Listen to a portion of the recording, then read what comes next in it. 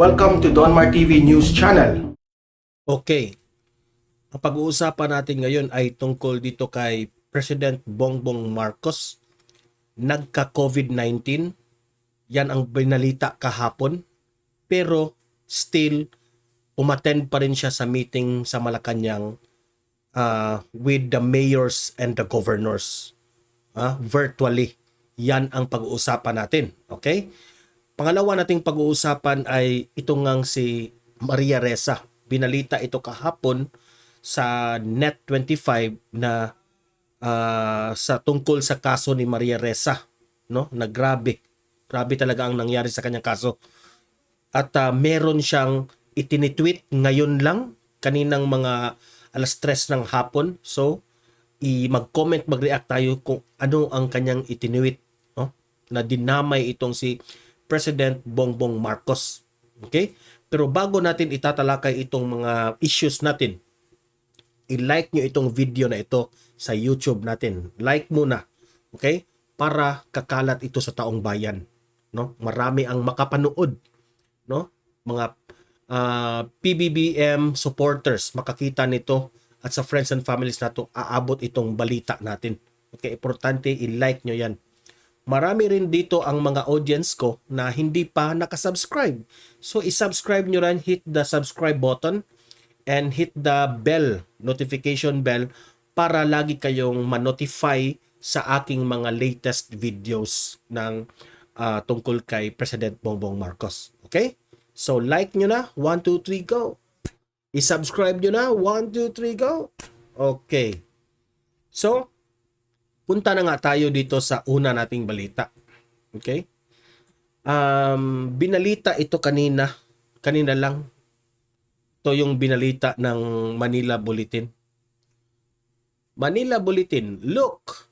President Ferdinand Marcos Jr. shares on his Twitter account that he gathered all the newly elected governors, city mayors, and officers of various government agencies to discuss the return of face-to-face classes and the booster campaign rollout in the country, despite being positive for COVID-19. The president still attended the gathering virtually. Okay, yan ang isinare na mga photos ni President Bongbong Marcos na ibinalita ng Manila Bulletin. So yan ang mga pangyayari. Makikita mo dyan sa slideshow ko dyan, no, Inday Sara present sa meeting na yan, no, na ito ngang si President Bongbong Marcos ibinalita ito kahapon na nagka-COVID-19, no? Ngunit kahit nagka-COVID-19, no, siya raw ay sabi ng DOH na i-isolate siya ng 7 days. So masasayang yung 7 araw, no? Maraming trabaho pa naman, no? But sabi ng DOH, kahit i-isolate ito ng 7 days, si President Bongbong Marcos, nakaranas siya ng mild symptoms only. No? So it's a good news na hindi masyadong mabigat yung kanyang dinaramdam. No? Masasabi kong talagang malakas ang immune system ni President Bongbong Marcos. Hindi na natin ma-trace kung saan niya nakuha ito. No?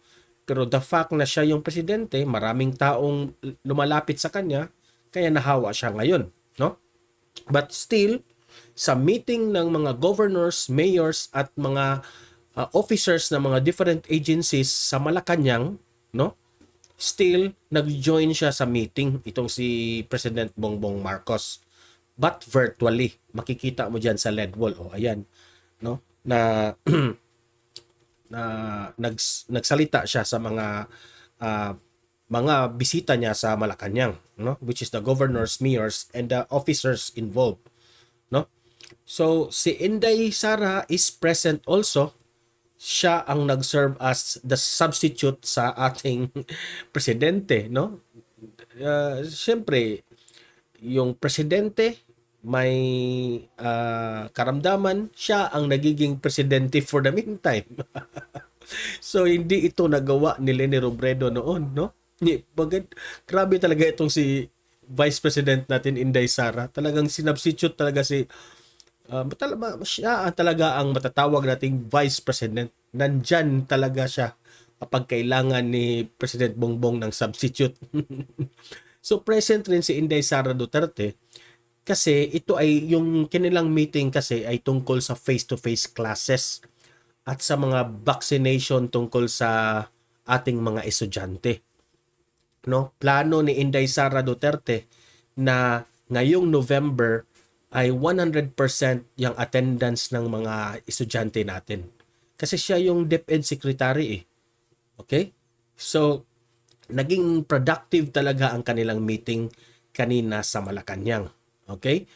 Kahit wala si Bongbong Marcos physically, nandyan naman siya virtually.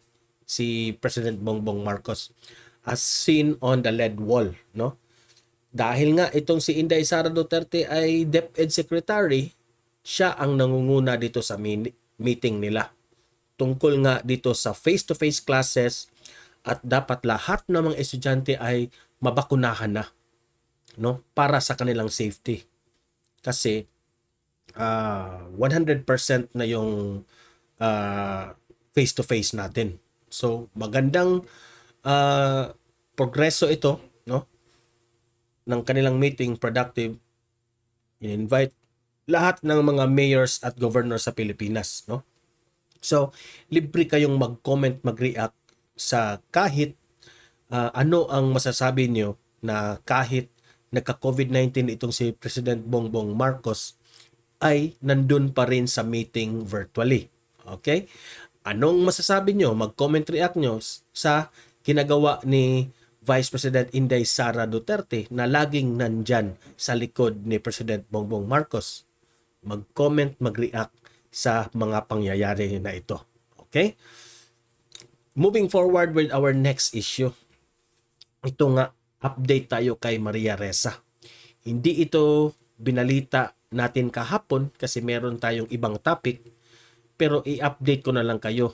I know some of my viewers here already know what happened to Maria Ressa, no? Binalita ito kahapon. For those na hindi pa nalaman kung ano ang nangyari kay Maria Ressa, ito yung breaking news kahapon ng Net25. Net25 breaking news, 6 years in prison for Rappler CEO Maria Ressa. Makulong na itong si Maria Ressa ng 6 years sa kanyang kaso. Tinanggihan ng Court of Appeals ang apila ni na Rappler CEO Maria Ressa. Nag-apila itong si Maria Ressa, so tinanggihan ng Court of Appeals. At ng dating researcher nito na si Rinaldo Santos Jr. So dalawa sila, no, sa kasong cyber libel. Hinatulan sina Ressa at Santos ng hanggang 6 na taon na pagkabilanggo. So silang dalawa 6 years in prison. Kasi nga, researcher ay itong si Rappler Maria Ressa may ginagawang cyber libel sa isang ordinaryong Pilipino. Hindi ito connected sa gobyerno. Okay? Na laging sinasabi ni Maria Ressa na dahil kinalaban nila palagi itong gobyerno, sabi nila press freedom raw ito. May kaugnayan raw ito. Inilink nila sa gobyerno kahit naman far out yan kasi hindi ito connected sa gobyerno na kaso na ito. Di ba? Yun ang binalita kahapon. Ngayon, nag-tweet itong si Maria Ressa. I don't know, pero ito yung kumakalat ngayon sa social media. Marami ang nag-share nito na ito raw ang tweet ni Maria Ressa. Okay? Mag-comment kayo if totoo ba itong tweet ni Maria Ressa, kung legit ba ito. Okay? Hindi ko alam kung totoo ba ito o hindi na tweet na legit ba ito. Pero kung totoo, mag-comment tayo. No, ito yung tweet niya. Now we see the pattern of the Marcos administration. Ngayon lang to na balita ha. Ngayon lang to kumakalat mga around 3 p.m. Now we see the pattern of the Marcos administration. Parang ini-blame na agad si President Bongbong Marcos. Harass and intimidate journalists. Si President Bongbong Marcos raw, ang mga Marcoses, nang haharas at nang intimidate ng journalist. then replace them with propaganda bloggers and vloggers.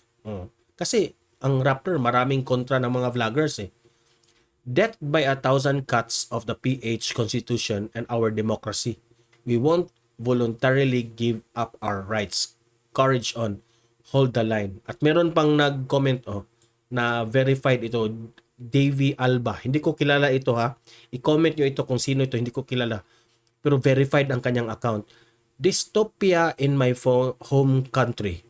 The Philippine Court of Appeals does not just reject the appeal of Maria Ressa, Nobel Peace Prize winner, affirming the earlier cyber libel conviction. It adds 8 months to the possible jail sentence too na madagdagan pa ng 8 months. Kasi itong si Maria Ressa iwan ko ba itong babaeng ito? No? Okay, mag-comment ako.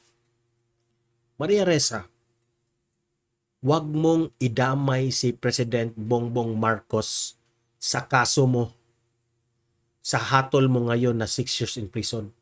Walang kinalaman si President Bongbong Marcos dyan. Okay?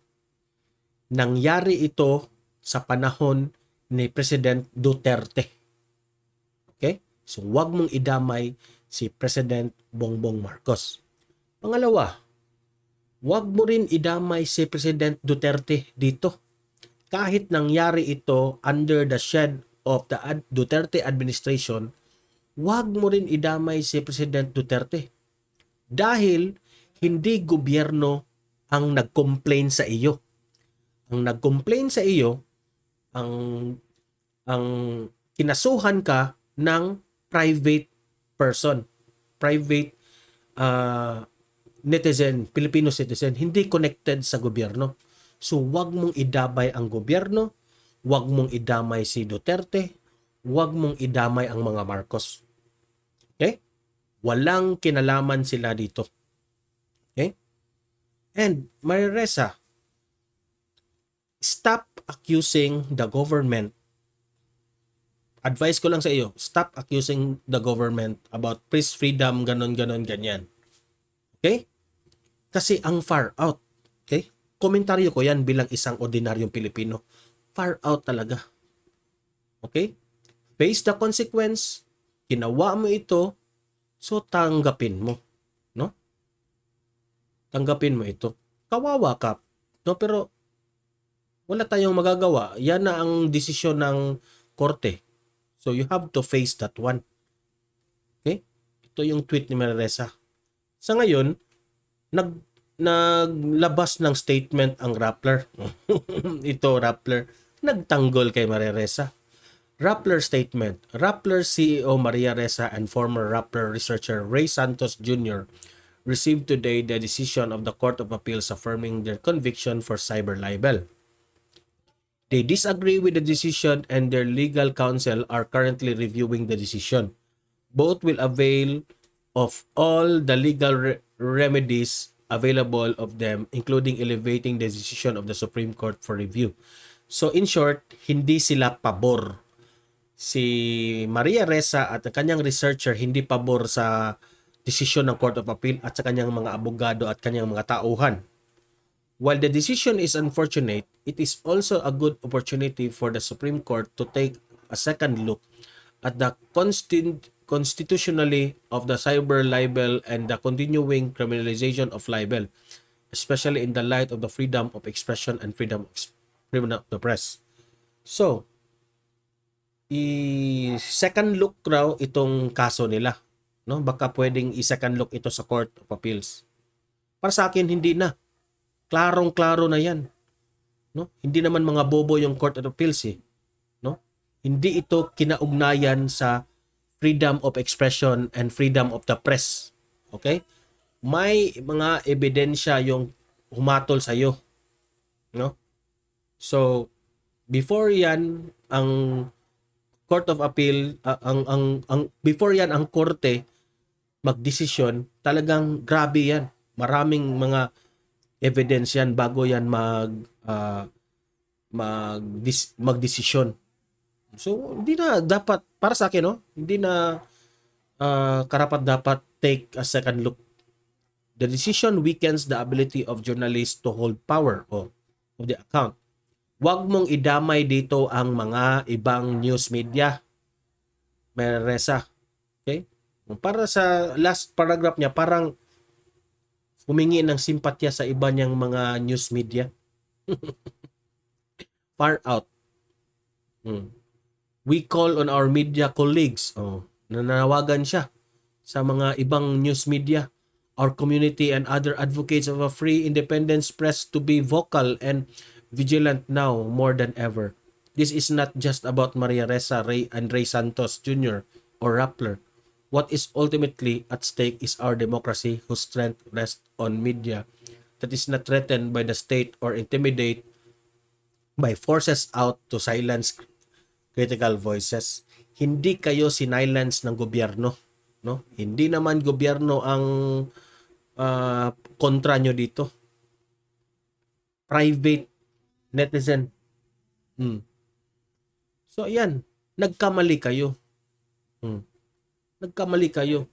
Sinira nyo ang pangalan ng isang individual. Masakit 'yan. Okay? So wag ka nang mandamay ng ibang news media. Yung ibang news media outlet, hindi naman ganyan eh. Di ba?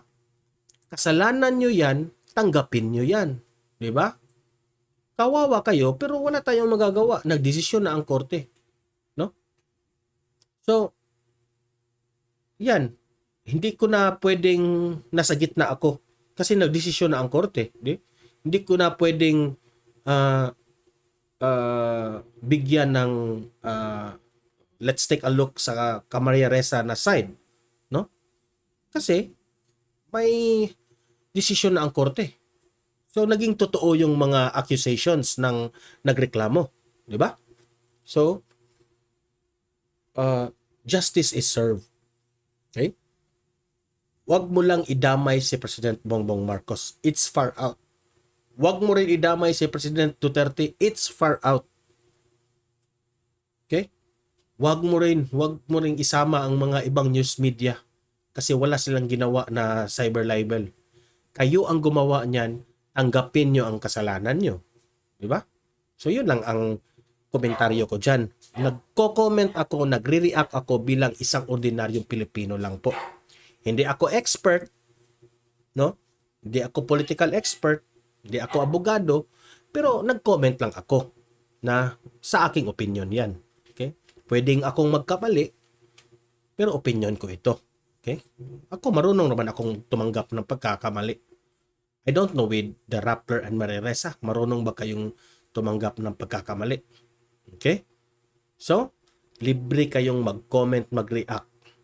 Tama lang ba na itong si Maria Ressa ay makukulong ng 6 years dahil sa kasong cyber libel na ng isang private na tao? Hindi kaugnayan sa gobyerno. Okay? Libre kayong mag-comment, mag-react dyan. Okay? I-like nyo tong video natin sa YouTube para kakalat ito sa taong bayan, sa BBM supporters at sa friends and families natin. Importanteng mag-like. Marami ditong hindi pa nakasubscribe sa aking channel, mga audience. I-subscribe nyo na yan. Hit nyo yung notification bell para lagi kayong updated na ipagtanggol ko si President Bongbong Marcos. At ipagtanggol rin natin ang former President Rodrigo Roa Duterte at ang anak niyang si Inday Sara Duterte, our Vice President. Okay? So hanggang dito na lang itong video na ito. God bless everyone. See you in my next video and have a great day.